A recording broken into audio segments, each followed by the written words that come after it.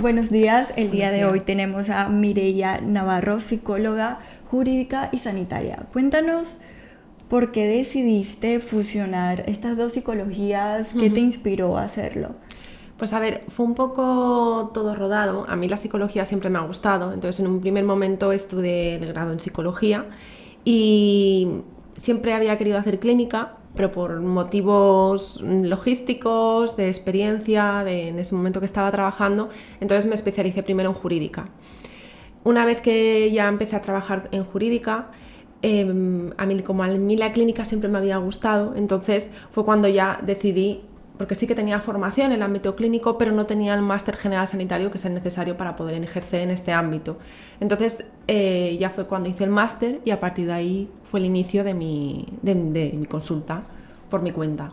Me comentabas que abarcas mucho el tema de terapia cognitiva conductual. Sí. ¿Cómo funciona este tipo de terapia? Pues la terapia cognitivo-conductual lo que buscamos es identificar lo que la persona está pensando y lo que hace después de ese pensamiento. También identificamos las creencias, todo esto se hace con unas sesiones de evaluación en la que acompañamos al paciente a que identifique todos esos sentimientos, esas emociones, esas creencias a través del método socrático, por ejemplo, que es realizando preguntas a la persona. Yo utilizo, aparte de la terapia cognitivo-conductual, existen ahora las terapias de tercera generación, no sé si has oído hablar de ellas. No. Bueno, pues está el MBCT, MBSR, que son diferentes terapias que utilizan tanto el mindfulness como la terapia cognitivo-conductual. Entonces, como tengo formación en ambas, sí que utilizo esta vertiente siempre y cuando el paciente le funcione. Claro. Hay que siempre adaptarse a la persona. Entonces, a través del mindfulness, que es identificar el momento presente, lo que buscamos es que la persona entrene esa atención plena y a través de ese entrenamiento puede identificar mejor sus sensaciones físicas, sus pensamientos y sus emociones. Entonces, con todo ese proceso es cuando el paciente empieza un poco a trabajar y podemos ya un poco ver dónde están las cositas reactivas que hacen que ciertas patologías o trastornos psicológicos puedan afectarle a esa persona a través de esa identificación de emociones y pensamientos. Entonces, la terapia cognitivo-conductual lo que hace es trabajar con el pensamiento y la conducta. ¿Cuál crees que es la diferencia de estos, digamos, dos procesos que sueles trabajar a otros procesos terapéuticos?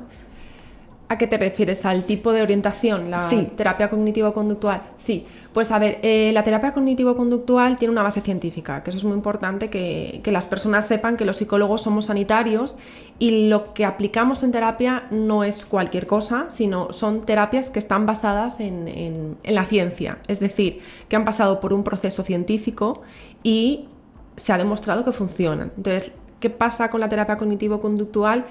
Pues eso, que es la que más base científica tiene en ciertos trastornos y por eso es la que normalmente se suele aplicar. Hay muchos otros ámbitos, normalmente los psicólogos nos solemos adaptar, pues podemos hacer cognitivo-conductual, pero eso no significa que si una persona, pues por ejemplo, tenga un sueño, podamos hacer una interpretación de sueño. También depende de la formación. Depende de lo que necesite el paciente. Efectivamente, sí. ¿Cómo trabajas el tema de la personalización del tratamiento que necesite cada paciente? Vale, pues lo primero es establecer una alianza terapéutica, que es el que el paciente tenga una conexión con el psicólogo o psicóloga, es decir, que sienta esa confianza y sienta que ese lugar es seguro para poder abrirse y contar todo. Y una vez que pasa eso primero sería la alianza terapéutica y luego empezaríamos con la primera fase, que es la fase de evaluación, que es donde recopilamos toda la información y ahí es donde vemos cómo piensa el paciente, cuáles son sus creencias, qué eventos le han podido ocurrir en el pasado, tanto en el pasado como en el presente, si está sufriendo algún momento de estrés. Entonces, una vez que ya hemos recogido toda esa información, ya es cuando se diseña una terapia personalizada a ese paciente en concreto. Y se va a tener mucho en cuenta las creencias, los valores también de la persona. Es muy importante respetar todo esto. Sé que esto depende también del paciente, del tipo de paciente, pero ¿qué margen de tiempo una persona o un paciente puede ver resultados con la terapia cognitiva conductual? Vale, esta es una pregunta un poco complicada porque la respuesta es depende. Claro. Que está claro, depende, es algo que decimos mucho. Depende, ¿por qué? Porque depende del trabajo del paciente. Nosotros normalmente mandamos deberes y esos deberes consisten en autorregistros en los que tienen que escribir pues, el día que le ha ocurrido un evento, una situación, lo que ha pensado, lo que ha sentido, y no todo el mundo a veces encuentra tiempo para esos momentos, pero bueno, siempre intentamos buscar herramientas, pues ya sea mediante audios o cualquier cosa, para que la persona haga ese trabajo. Si la persona hace el trabajo y no es un trastorno muy grave, en unos meses, no te sé decir porque ya te digo que no existen unos meses específicos, todo depende de muchísimas variables, pero pongamos un supuesto, una persona sana que está viviendo un momento concreto, específico, de estrés o de ansiedad, pues en unos meses perfectamente, si esa persona atiende a todas las indicaciones y sigue todas las pautas que le establece el psicólogo, en unos meses, no te sé decir, pues 6 meses, vamos a poner de 6 meses a un año por no pillarme los dedos, en ese tiempo sí que se podría hacer. Comentabas de los deberes en casa. Sí. ¿Qué tan importante es en el proceso? Sí. Digo, ¿crees que la mayor parte del trabajo está el que haces en casa?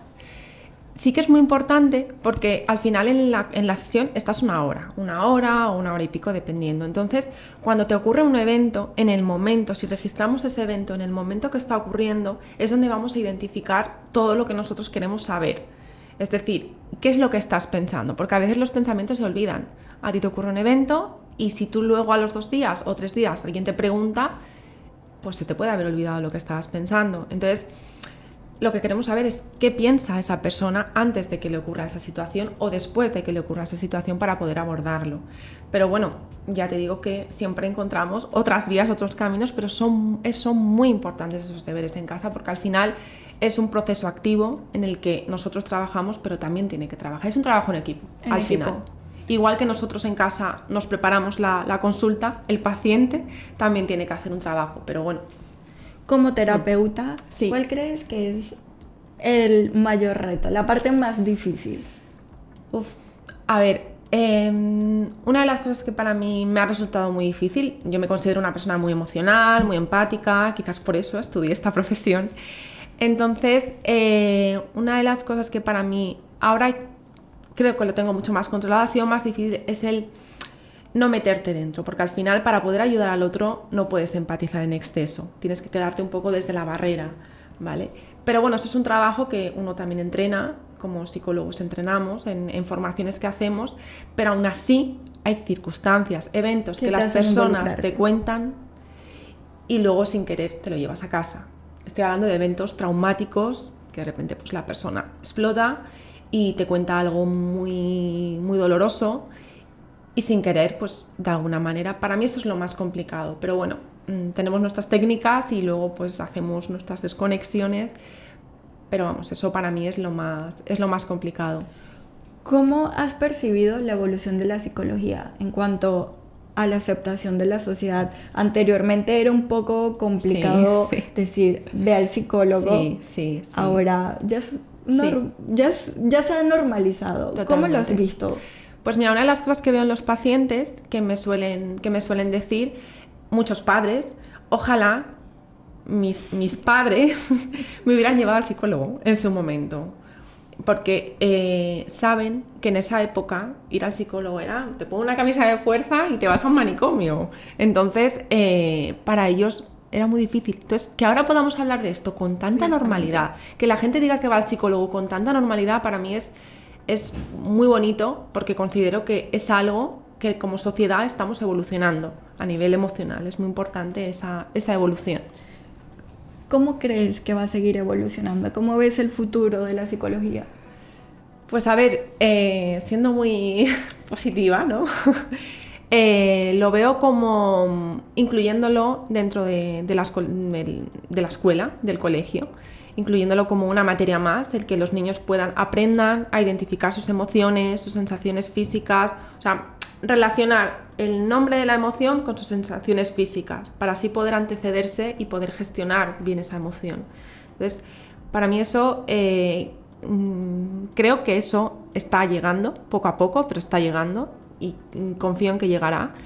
Incluso ya en la sanidad pública, que sobre todo es lo que más estamos luchando, que los psicólogos nos incluyan mucho más en la sanidad pública para las personas que no pueden acceder al psicólogo privado, puedan acceder a la terapia. Mireia, muchas gracias por aceptar la invitación. Si puedes dejarnos tus redes sociales, tu contacto, donde puedan contactarte. Sí. En Instagram me conocen como Mireia Navarro Psicóloga. También tengo mi página web, es psicologiaydesarrollopersonal.es. Luego también Facebook, también Mireia Navarro Psicóloga. Y LinkedIn también, Mireia Navarro Psicóloga. Y ya está. Mireia, muchas gracias nuevamente por aceptar la invitación. Gracias.